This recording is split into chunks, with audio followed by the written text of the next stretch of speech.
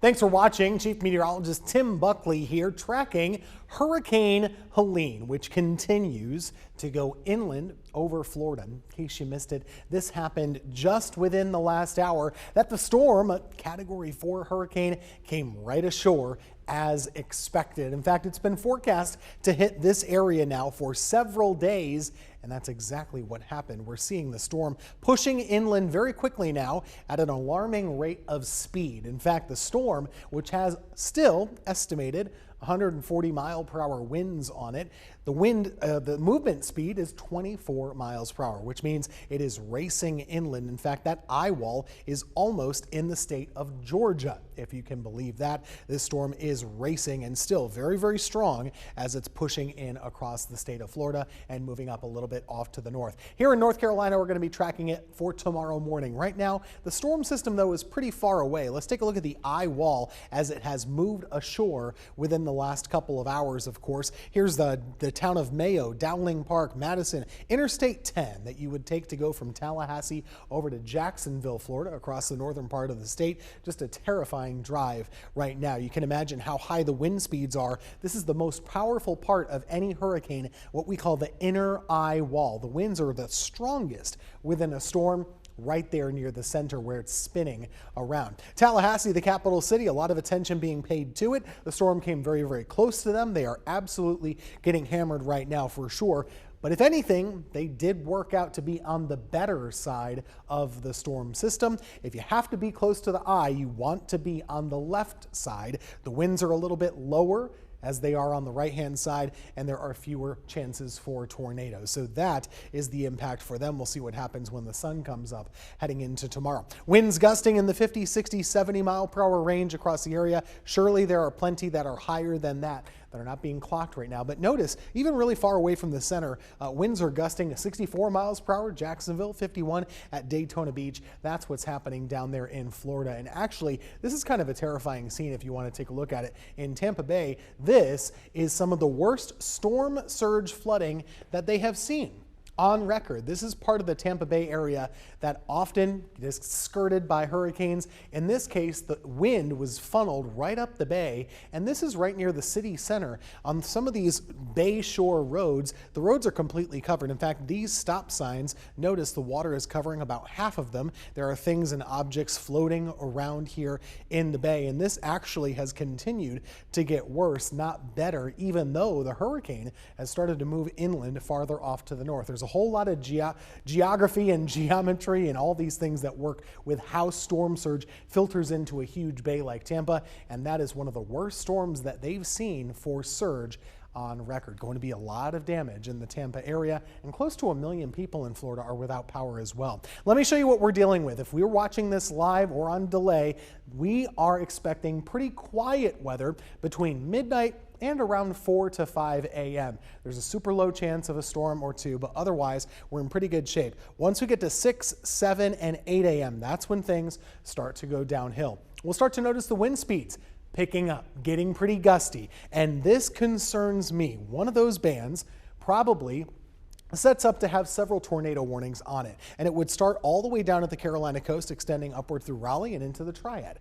That is projected to be right around 9 and 10 a.m. for our area by our computer model. Off to the west, the winds are higher, the rain is heavier, and the impacts, well, they're much worse. For us, though, we do have to watch that tornado threat and, of course, the power outage threat, considering how wet the ground is. Very easy for trees to fall about the area, and we're likely to have pretty much a big mess on our hands, even here at home, but even worse, of course, in the North Carolina mountains. By the afternoon, this would be around 2 to 4 o'clock, and that's when things start to get a little bit better. Rainfall across the Piedmont and in the mountains, too, across North Carolina for Thursday was pretty high. 4, 5, 6, 7 inches of rain in some spots, and of course, there will be more rain falling on top of that going into the day on Friday. Rivers are already cresting and popping out of their banks, and that will continue, too. The Yadkin River is a big concern in our local area. It's already been flooding in a big way. Flood watches continue until about 6 o'clock for tomorrow. As we look at your flood risks, there's really high risk for the flooding in the North Carolina mountains and in the foothills.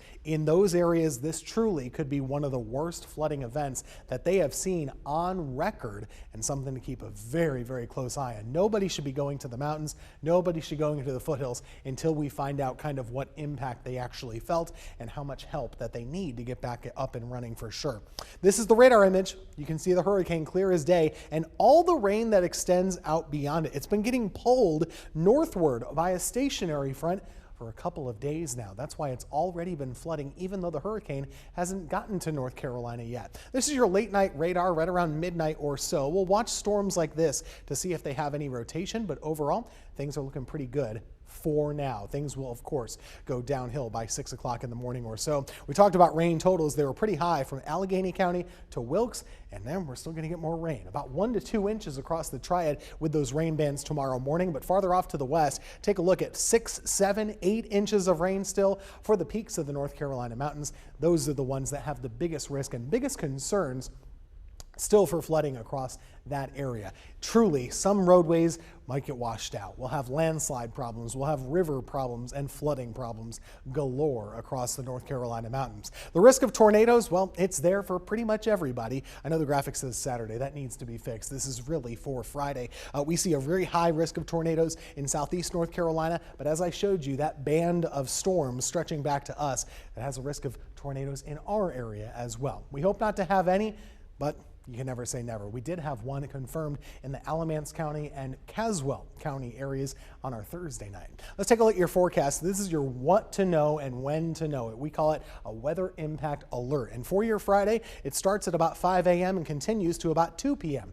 in the afternoon. Why are we issuing it? Well, heavy rain will come in a couple bands in the morning. There could be some flash flooding problems, and we're really talking about flash flooding. With those rain bands, it'll be really heavy, but not for a terribly long period of time. So there might be some roads that flood very quickly, and then that water should start to recede across our local area by the afternoon. The possible tornadoes are, of course, a big concern for us, but also the gusty winds. Winds will be gusty from about 4 to 5 a.m. in the morning through about 3 to 4 in the afternoon.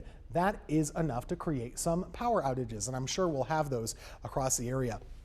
Tropical storm warnings are posted for the North Carolina mountains and the Charlotte area and all of South Carolina. Take a look at us. We don't have those, but we do have wind advisories, which means, yeah, we're expecting high winds too. Generally gusting in the 35 to 45 mile per hour range, but for a long time. And some of them could be a little higher than that. Right around 50 mile per hour gusts cannot be ruled out. Let's take a look at futurecasts as far as the wind is concerned. Notice by 5 and 6 a.m. it's getting a little breezy out there, but by 7 and 8 it really does take a bit of a turn. This will be around 10:30 or so. We're seeing those winds gusting around 40 to 45 miles per hour, and an occasional gust a bit higher than that can't be ruled out, especially in some thunderstorms. Across the whole state, the impacts are quite a bit different depending on where you are.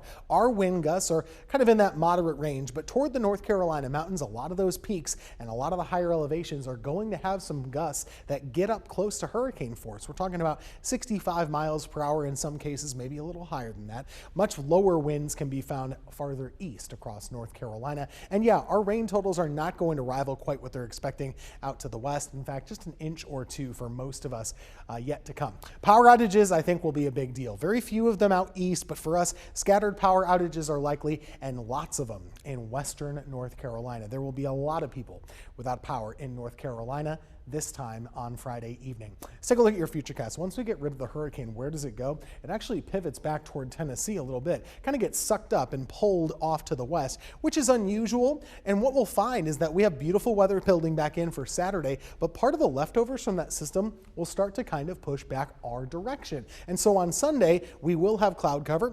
Actually have a chance of a scattered shower or two across our area to track for you once again. I'm going to leave you with this. These are your tropical weather impacts for our area throughout the day on your Friday. Flash flooding, high winds, tornadoes, power outages are all the impacts that we could see.